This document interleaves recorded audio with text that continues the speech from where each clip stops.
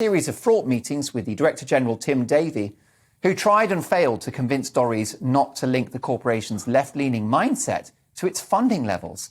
An ally of the Culture Secretary said that the delays over state-run television are now over and that actually it's going to be a thing of the past. So Dorries is expected to confirm the move soon and announce that the current funding model will be replaced. But the question to my panel is, will we miss it? What do you think, Jo Phillips? I think this is appalling behaviour by Nadine Dorries. You shouldn't be making government announcements by by Twitter.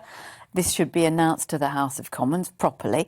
Unfortunately, although there are very good reasons to have a look at the funding model of the BBC, particularly in the face of the huge opposition and competition from Netflix and other streaming services, you have to stop and think what the BBC actually does. And this reeks, unfortunately, of Nadine Dorries, who is not the brightest woman in the world. She is absolutely so far, supporting, sycophantic towards Boris Johnson. And would you call it like populist politics? It's populist politics, but it's so stupid because it looks like a Yahoo sucks because some people perceive the BBC to be left-leaning because they dare to criticise the government. Don't forget, this government, the current government, refused to put any ministers on the Today programme and go on any BBC programmes until they were forced into it because we went into a pandemic and they suddenly realised that they did actually need to talk to people who don't get their news on Twitter.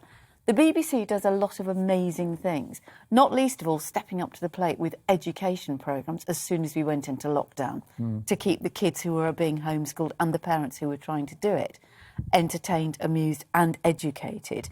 There is news, there is sport, there are radio stations, there is the World Service. Orchestras. All of that stuff. You can take that away, but we were just talking about soft power. The soft global power of David Attenborough and his programmes would not have been made by anybody other than the BBC. Now, you could argue that another very well-funded organisation might make that thing now, but no other organisation would have gone to the lengths, the investment in the technology, the camera work and stuff to create something. That soft power is more important than ever. Connor thinks you're the weakest link. Tell me why. Oh, I'm nearly having an aneurysm listening to this. Pointless celebrity. Well, it's David, okay, I've got a first aid course. That's fantastic. Don't be offended. That's live. That's all right. I'm done. I'm out of BBC brands. What do you think? First of all, David Attenborough, nice voice though he has, he did call human beings basically a cancer on the planet. So I think his views are rather reprehensible. So I'd rather he didn't keep giving TV programmes for no matter how much he does for the orangutans. The idea that the BBC is not left-wing is astounding. They take gender pronoun guidance from Stonewall.